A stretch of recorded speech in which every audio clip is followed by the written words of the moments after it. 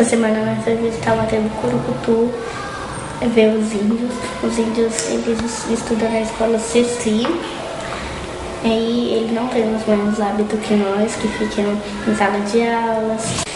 Eles pegam, saem para caçar, e o planejamento dos professores, eles perguntam se eles querem ir sair para caçar, quer sair para caçar armadilhas e no rio. A comunidade Taquacetuba é uma comunidade que, em média, temos 600 famílias que residem no bairro Taquacetuba. É um local dormitório, a maioria das famílias trabalham muito distante do bairro, muitas mães saem muito cedo e pais também, e as crianças, os alunos da nossa escola, a maioria, eles têm a autonomia de ir e vir sozinho, mas é uma comunidade participante dentro da sua especificidade. A escola tem cuidado desse trabalho de envolvimento com a comunidade e entender como a dinâmica e a logística da comunidade. E nesse respeito, nessa interação, temos conseguido grandes avanços. Muitos dos pais têm retomado os seus estudos, investido na formação continuada e na qualificação do trabalho.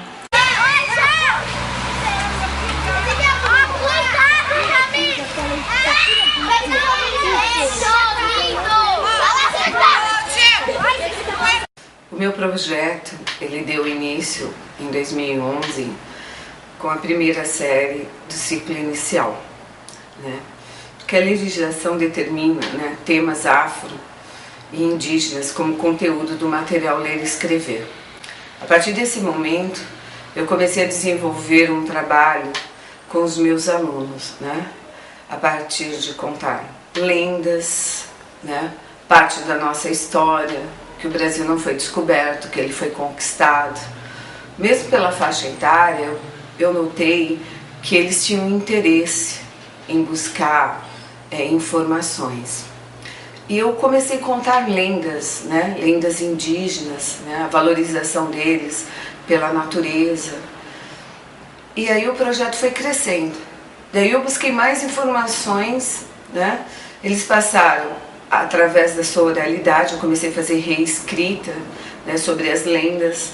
E aí também começamos a desenvolver alguns desenhos, né, dos temas a qual eu ia lendo, né, sobre as lendas e mitos das questões indígenas. E quando chegou agora no segundo ano do ciclo inicial, que eu continuei com a mesma turma, eu dei continuidade ao mesmo projeto, né, que está dentro do próprio material Ler e Escrever. A curiosidade ainda aumentou muito mais, né, o interesse por esse tema. E, assim, eu coloquei como um dos objetivos maiores para esse era conhecer uma tribo que está tão próxima da nossa escola, a qual nós não tínhamos conhecimento de dados sobre ela, né? Estamos num local que é a Zona Rural de São Bernardo do Campo, né? Nossa escola é EMEB Ítalo Damiani. E aí as crianças começaram, algumas já tinham ido com seus pais visitar a tribo, né, indígena, né, a Guarani, e outras não. Então, a partir desse momento, eu coloquei como um objetivo conhecer essa diversidade de cultura.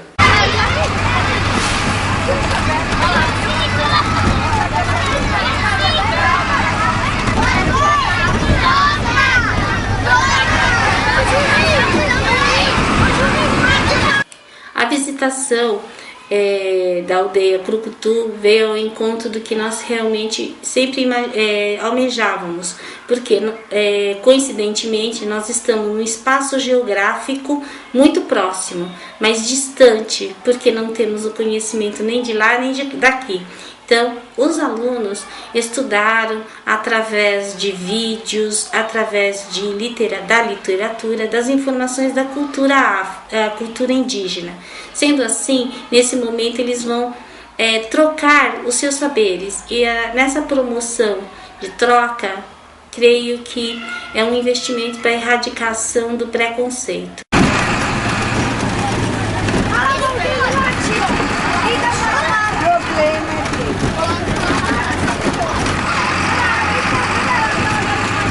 A 11645, ela surgiu em 2008, né? Que foi através de um decreto que foi criada essa lei.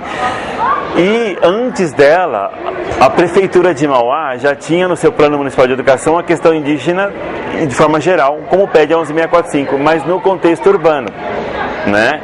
E dentro disso foi sendo lapidado de se ter uma questão indígena, como existe a questão afro também, né?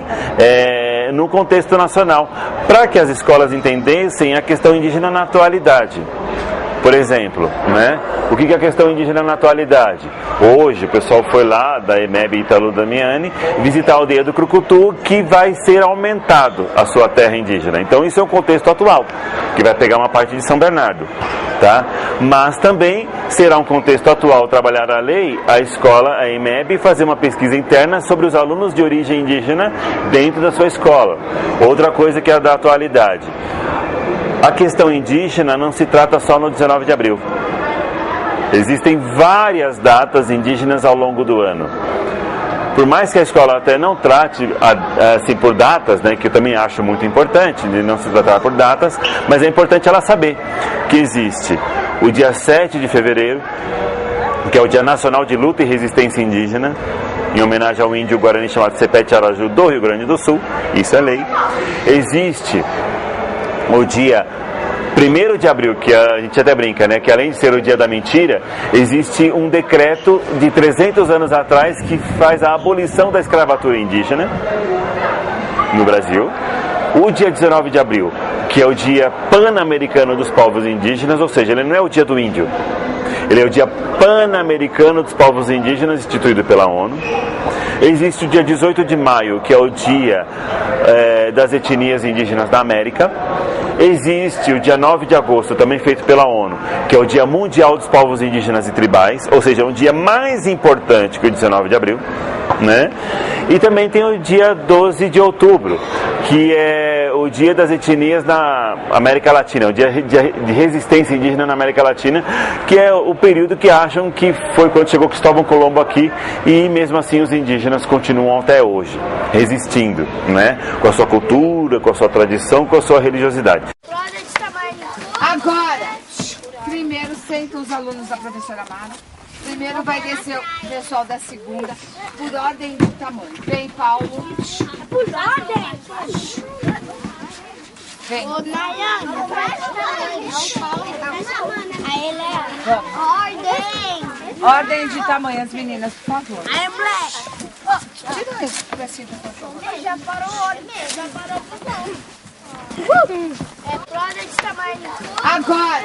A partir da lei, que a lei é importante que ela exista no papel, mas também que ela exista na prática. Então, assim, os professores eles buscam através de projetos e de ações no dia a dia reforçar aí a importância do respeito à cultura indígena e à questão afrodescendente também. Então, assim, nesse projeto em específico foi a questão indígena, onde a professora desde o ano passado já vem trabalhando com os alunos a importância do tema, como que é a cultura indígena, como funciona a relação de trabalho, como se dá a relação de educação, qual o papel da mulher dentro da cultura indígena. Eu acho que esse momento hoje foi para coroar todo esse processo que a gente já vem trabalhando e vai continuar trabalhando um pouco mais ainda, agora com o olhar da realidade.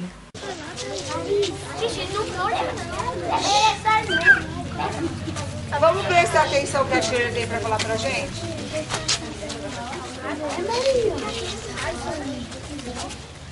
Crianças lindas, amores da minha vida. Então, vamos, na aldeia a gente não faz muito barulho, porque a gente tem que ouvir, porque a gente aprende muito ouvindo.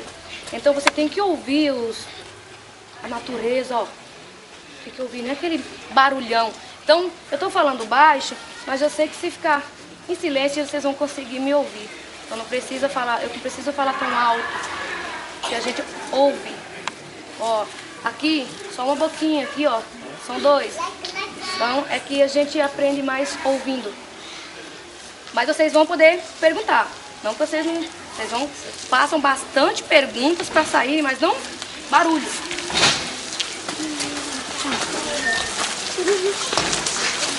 Eles sabem que a natureza, os pássaros.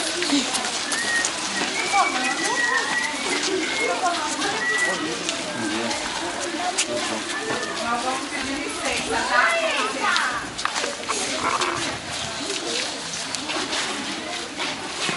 Houve interação entre sala de aula, entre biblioteca e laboratório de informática. Na sala de aula, a professora ela instigava os alunos, né, aguçava as curiosidades, né, e o aluno ia tanto na biblioteca e estava indo para fazer pesquisas, ler livros que falavam sobre o tema, né, e até mesmo os jornais, né. Dentro do laboratório, eles iam procurar aquilo que não era possível encontrar dentro da biblioteca, né? Então fazia-se pesquisa sobre, inclusive sobre filmes, né? Filmes que traziam a vida do índio, depoimentos de índios, né? E aos poucos eles foram mudando aquela ideia primitiva que se tem de índio, de se falar no índio, pensar no índio lá no meio do mato, de uma civilização esquecida, de um povo que não frequenta a escola, de um povo que não tem contato com a tecnologia, né? Ou com a tecnologia moderna, né? E mesmo o índio na questão de não se interferir na cultura do índio, mas até que ponto o índio não quer ter um pouco da nossa evolução. E de repente o aluno vai perceber que o índio ele quer tudo isso, que ele é uma pessoa igual a ele, né? Não é uma pessoa diferente, é uma pessoa que vive no mato e também não é um coitado, né? Muito pelo contrário, é uma pessoa que tem todo o potencial tanto quanto ele tem. E essa visita que culmina, né, que começa na sala de aula, que faz o caminho da biblioteca, que faz o caminho do laboratório, acaba se juntando justamente para acabar, inclusive, com o preconceito que se tem de índio, né? Então eu acredito que foi dessa forma que acabou culminando essa forma do projeto e essa consciência que os alunos passaram a ter sobre a questão indígena.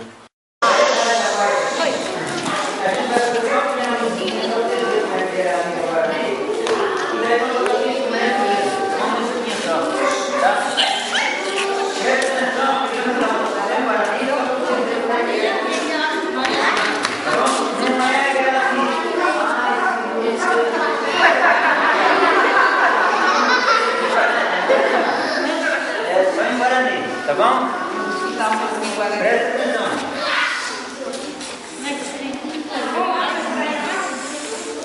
Como vocês já conheceram agora o Ceci, e vocês são crianças, então vocês estão vendo as crianças da aldeia, então vocês viram que é diferente da cidade, tudo é diferente. Bom, primeiramente, eu vou falar meu nome, de repente vocês já conhecem, né? Meu nome é Olívio de Ecupé e eu sou presidente aqui da associação da nossa aldeia, né? E aqui é o Ceci, que é um centro de educação e cultura indígena. Bom, primeiramente é bom vocês, a professora de vocês, pode ser que já trabalhou com meu livro. Eu tenho um livro conhecido que chama Iarandu, o Cão Falante, né? Então talvez já trabalhou. O Iarandu é esse aqui, é o meu, não larga do meu pé, onde eu vou ele está atrás. Então vocês já estudaram a história, né? Então vocês têm uma noção. Bom, aqui é uma comunidade guarani. Então vocês veem que na cidade vocês aprendem a escrever o português. Aqui é o contrário. Aqui então a criança, como fala guarani, ela começa a rabiscar as letrinhas já em guarani também, né? E a criança nossa, quando ela cresce, que ela já está bem... Aqui está pequenininha, né? Mas quando está na idade de vocês mais ou menos, eles começam também a aprender uma segunda língua, que seria o português, porque a primeira língua é o guarani, né? Pode olhar, estão falando só em guarani. Então a segunda língua vai ser em português. E na cidade, vocês também vão fazer a mesma coisa. Como vocês falam a primeira língua, que é o português, depois na escola de vocês vão tentar aprender inglês, não é? Então a professora vai ensinar inglês para vocês, não é assim? As crianças nossas não, elas aprendem naturalmente, né? Então é inteligente, né? Ninguém ensina eles a falar português e aprende. Então às vezes as crianças escutam um rádio, uma televisão. Então, naturalmente, eles vão aprender o português, que é a língua do povo da cidade.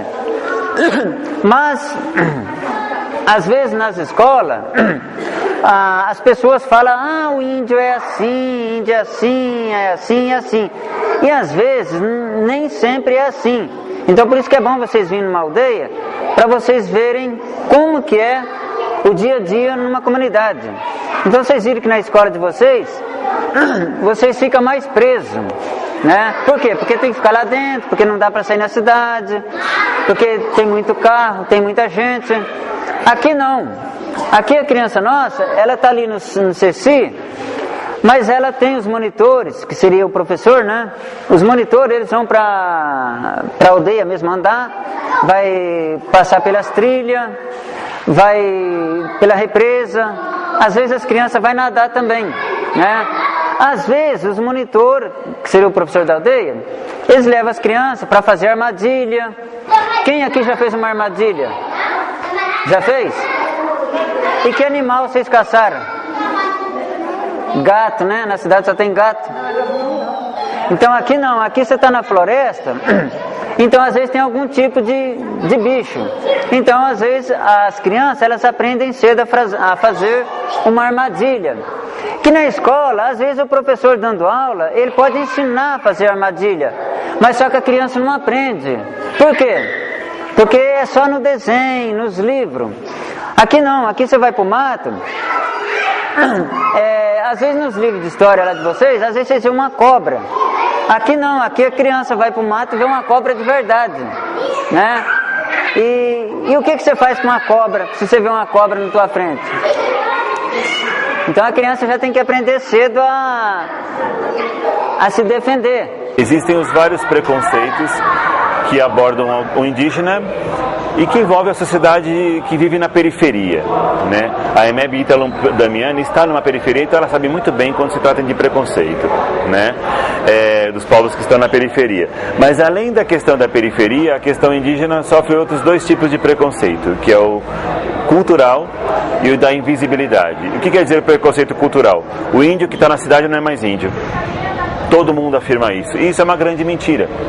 Porque indígena é indígena em qualquer lugar, como brasileiro é brasileiro em qualquer país do mundo. A não ser que ele renegue ser brasileiro. Aí é diferente, né? Então, no caso indígena, não é diferente, né? E dentro disso está atrelada a questão da invisibilidade. Por que existe essa invisibilidade? Por vários fatores. Mas os principais pontos são o medo do preconceito. Tá? Tanto da questão do indígena quanto do não indígena.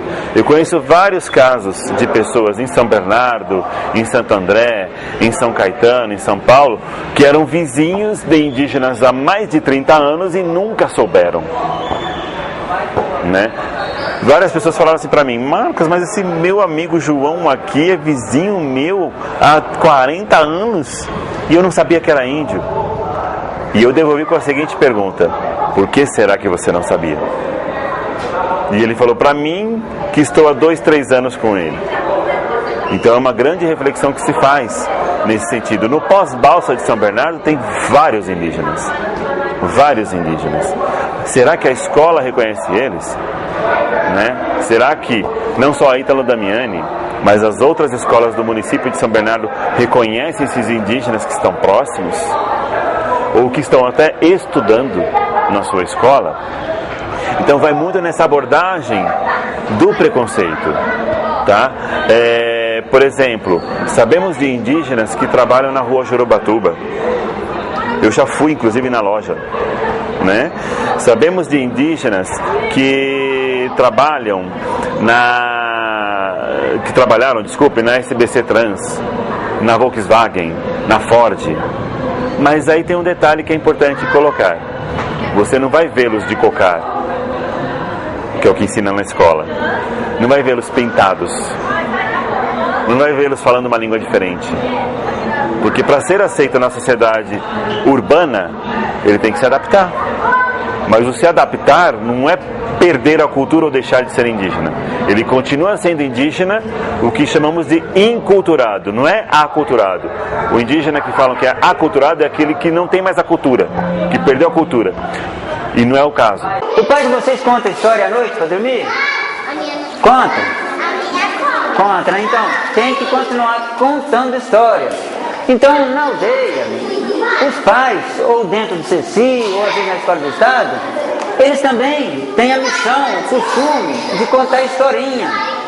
Porque se a criança escuta a história, ela fica inteligente também. Não é só lendo. Lendo ajuda, mas também tem que aprender a escutar as histórias, né? Então a criança na aldeia, elas aprendem história. Só que as histórias que aprendem não é as histórias que vocês escutam. São histórias indígenas, história guarani, né? Então a criança vai aqui na casa de reza à noite, tem ritual. Às vezes o pajé também pode contar uma historinha. Então a criança, antigamente não tinha escola na aldeia, também não tinha livro. Então, como não tinha escola nem os livros, os antigos passaram a contar história. Então até hoje se conta história, e isso é importante. E na cidade, como não se conta muita história, as crianças têm que ficar lendo mais do que ouvir, né? Então aqui as crianças já desde pequenas elas aprendem a contar história também. Quando ficou definida a nossa ida para a tribo, então nós propomos uma brincadeira, que fosse uma brincadeira, uma música ou uma atividade feita pelas crianças indígenas, e nós levaríamos uma brincadeira nossa, feita pelas nossas crianças da escola. Quando nós ouvimos a apresentação deles, assim, as nossas crianças, né, os nossos alunos começaram a bater palma e, nossa professora, eles estão cantando em outra língua, né? Eu falei, a língua guarani, né? Vamos escutar e prestar atenção.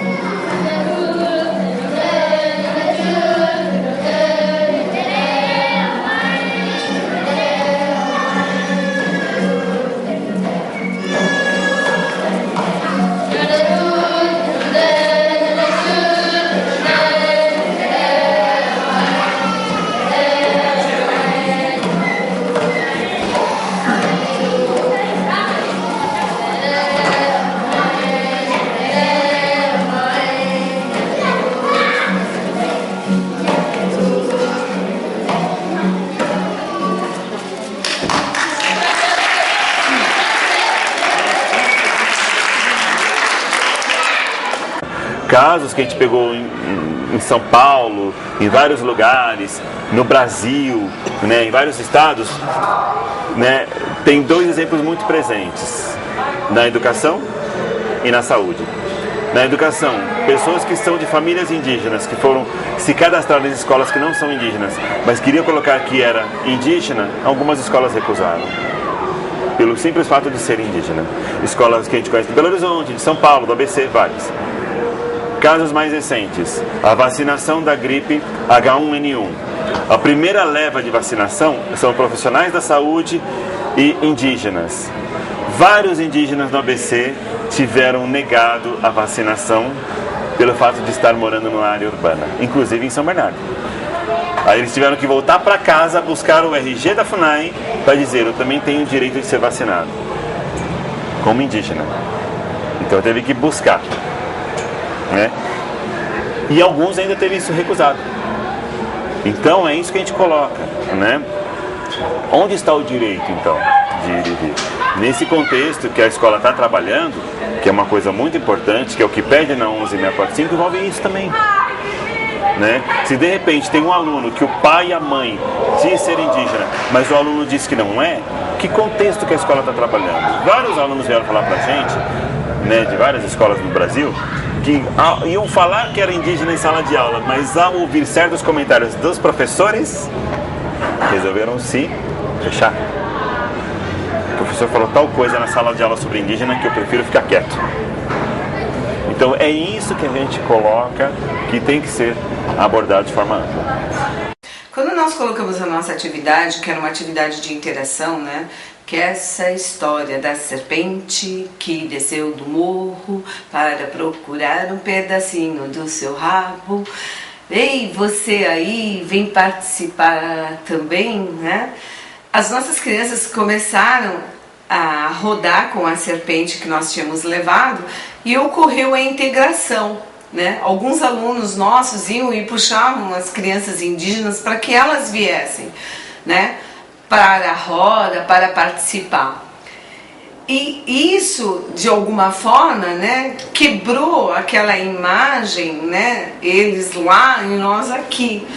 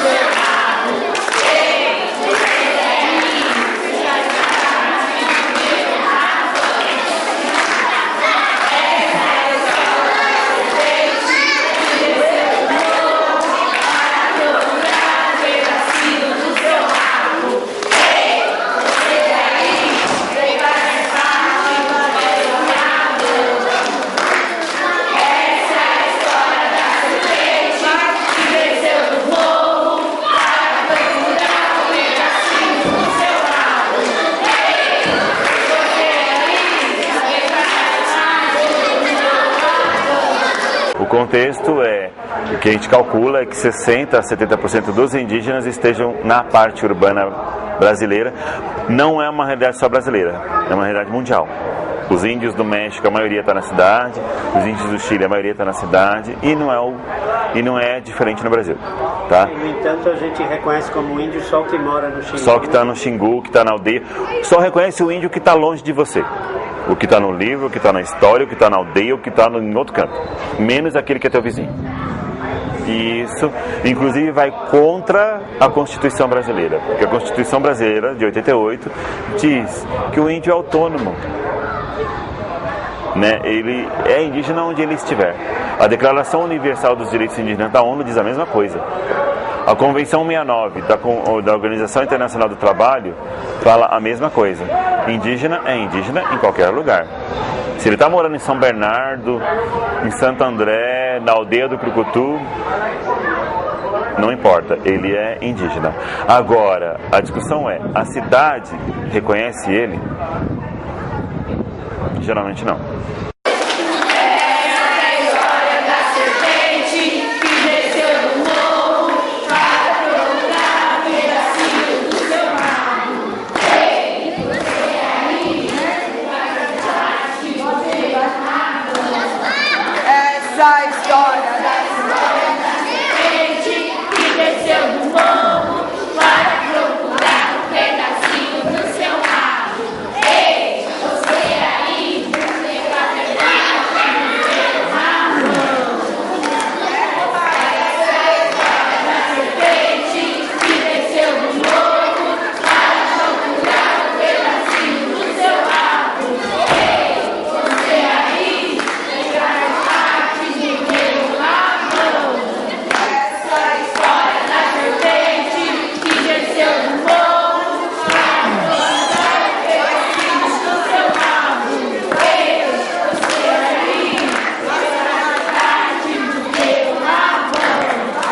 Foi aí então que cresceu, né, a oportunidade de aumentar o conhecimento, de interagir sobre a aldeia. Nós fomos convidados para ver aonde o pajé, né, celebra as suas questões religiosas, que foi nos explicado, e eles deram informação para as crianças que de alguma forma o pajé ele é ou pastor, né, ou um padre, né?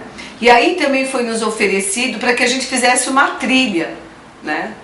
Lógico que as nossas crianças, elas tiveram algumas normas, porque para nós, né, é diferente, eles estavam num espaço que não era deles, tiveram que fazer uma fila mesmo, né? E naquela descida da trilha, as crianças desciam em grupo e iam atropelando os nossos alunos. Eles falaram, professor, eles estão correndo. Não, eles estão no habitat deles. Vocês têm, de alguma forma, a não correr, porque se vocês correrem, vocês não vão conhecer o espaço, vão se machucar e vocês vão ter que seguir, né? Aí as crianças indígenas começaram a mostrar, assim, subiam em árvore, desciam em árvore, brincavam, rodavam, pulavam, faziam cambalhotas, né? E aí foi explicado a eles, né, que a pedagogia a qual eles estão acostumados é a pedagogia da natureza, é o externo da escola, não o interno, né, que foi a primeira apresentação de conhecer o espaço interno da escola, né? E o espaço externo, ele é muito mais importante, né, porque a natureza, para a pedagogia indígena, a natureza, ela diz tudo, né? O barulho das águas, o barulho dos pássaros, né? O silêncio de escutar a natureza.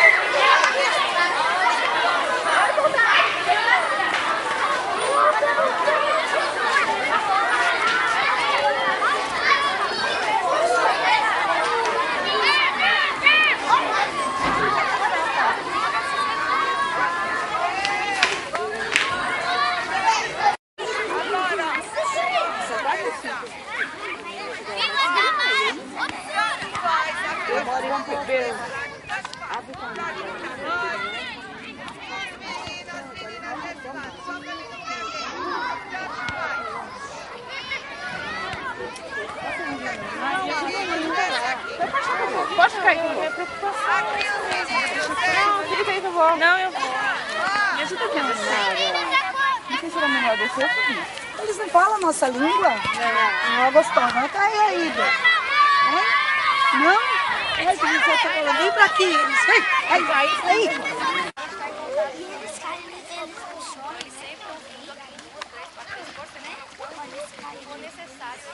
Quer dizer que é assim, mas assim, eles primeiro banheiro,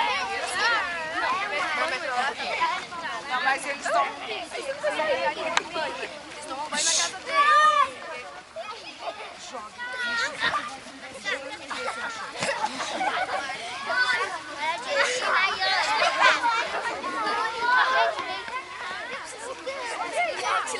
é importante porque estabelece uma relação intercultural. E essa relação intercultural está em regimento. Por quê? Porque essas crianças do CECI, eles aprendem na língua guarani. Só que, por exemplo, algumas coisas que vêm para cá, eles estão na língua portuguesa, como até mesmo embalagem de merenda, o contato mesmo com essas pessoas. Não está muito longe da cidade, as mães levam eles para a cidade e eles ficam ouvindo aquela língua que não é a dele. Então, às vezes está falando uma coisa e eles não estão entendendo. Então, por isso que é considerado importante essa visita, porque eles vão estabelecer essa relação de entender, os não indígenas, eles falam assim, eles têm essa ação, é uma aprendizagem, forma de aprender com o outro. É também muito rico para as crianças, porque o que eles têm de conhecimento indígena, aqueles que foram transmitidos para os pais dele por meio dos livros, não é satisfatório, porque nós temos no Brasil 230 povos indígenas diferentes, Guarani, Pancará, que eu também sou um povo indígena, eu sou Pancará de Pernambuco, e tem Funiô, Pancararu, tem vários povos indígenas no Brasil, mas a escola só passa como se existisse só um tipo de indígena, que indígena fosse como se indígena é igual em todos, indígenas não são iguais também. Tem 180 línguas indígenas, se você colocar um Guarani com um indígena do Xingu, eles não vão se entender porque a língua não é a mesma. Então é interessante para as escolas também, porque eles vão estar em contato com essa outra realidade. Tem pessoas que falam assim, existe aldeia em São Paulo? As pessoas desconhecem essa aldeia. Então eles vão poder também quebrar preconceitos, a forma estereotipada de ver os indígenas. Então eles têm essa vivência, para eles é rica, para nós também, para as crianças aqui da aldeia, por toda a questão intercultural. Me diz o que você achou da visita da aldeia? Foi muito legal, nós fizemos uma música com eles. E o que você aprendeu aqui, que você achou legal? Bom, que eles também, eles vivem de uma forma natural, eles vão pra mata, eles conhecem desde pequenininho. Você achou essa experiência legal? Gostou de fazer? Gostei.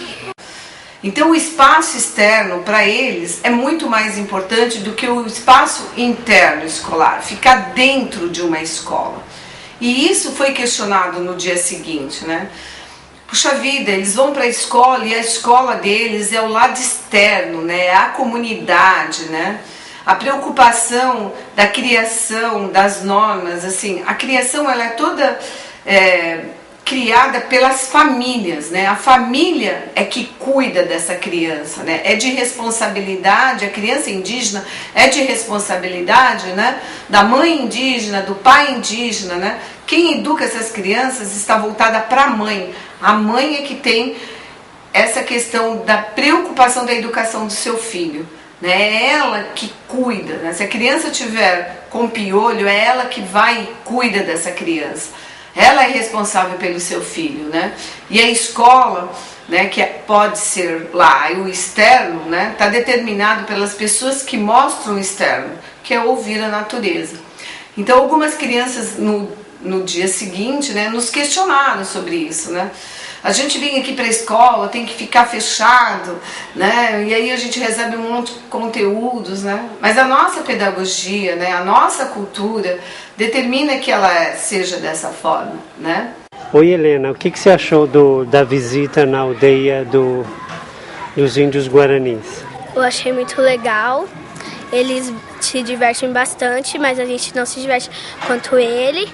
Mas só que eles é bem legal. Uns falam português, outros falam a língua deles, mas eu achei bem legal. O que você aprendeu hoje nessa visita? O que você lembrou? Você acha que eles são muito diferentes da gente? Eles são muito diferentes da gente, eles brincam, sobem em árvore, brincam na lama, vai pro rio tomar banho, sobem no barranco, ficam deslizando, a gente não pode fazer isso. Por que você acha que eles podem e a gente não pode? Porque na escola deles, eles só tem meio período de aulas, eles pegam, faz algum desenho, depois saem, vão para casa, avisam que vai brincar, e eles vão para a trilha, eles brincam no campo de futebol, eles brincam no parquinho, ou eles ficam brincando na escola. A parte positiva, que eu achei que foi muito receptivo até em relação, do grupo, das crianças, né, da aldeia com as crianças da escola, foi no momento da dança. Eles estavam muito, eles se sentiam, acho que meio que bloqueados, né, nas visitas. Normalmente eles recebem várias escolas, então chegou no momento da dança deles, eles fizeram a apresentação. E quando a nossa escola foi fazer a apresentação da dança, que chamaram eles para dançar, que eles participaram da dança da serpente, junto mesmo, né? Mesmo eles não sabendo a língua, eles se divertiam com a música, com o ritmo da música. Eu achei que foi bem interessante. Foi no momento que eles se abriram para o grupo, né? Eu acho que foi a partir desse momento que eles começaram a mostrar como era realmente a vida deles lá, que eles começaram a brincar perto deles, a mostrar o que eles gostavam de fazer, subir na árvore, né? Ir pro rio, que acredito que até eles falaram pra Shirley, né, que estava acompanhando a gente, de ir lá visitar o rio, porque acredito que ela nem ia visitar a represa lá, fazer a trilha com as crianças. Eu acredito que foi nesse momento que eles acabaram vendo que eram crianças iguais a eles e que brincavam também, e que eles podiam participar dessa brincadeira mesmo não sendo, né, mesmo não tendo a mesma língua, né, porque eles não conhecem, por enquanto eles não conhecem o português, né, só a língua deles nativa. E eu achei que essa parte foi a mais emocionante do passeio. Uhum. E você que vivencia esse dia a dia dos alunos, você acha que eles devem trazer para as próximas salas de aula as inquietações desse encontro? Eu acredito que sim. Acho que amanhã eles vêm com todas as expectativas que eles tinham, as que foram sanadas, as que faltaram. E assim, é nesse momento que a gente começa a discussão. Vamos comparar então um pouco o que a gente viu nos livros, né? Aquela lenda que a senhora contou, se eles perceberam se em algum momento tinha lá, porque a gente leu a lenda da mandioca, só que lá nessa aldeia não plantam mandioca. Então, eu acredito que amanhã, né, quando eles voltam, eles estão ainda animados, né, terminaram agora o passeio, estão animados com o passeio, com a viagem, que tudo anima eles, até o ônibus, tudo para eles é diversão. E aí quando chega amanhã, eles começam a pontuar o que foi legal, o que faltou, o que a gente poderia ter feito melhor, se a gente se comportou adequadamente, será que eles gostaram da gente ou não. Acho que amanhã é o momento da gente ter uma retomada do conteúdo para mesmo dar um fechamento no projeto.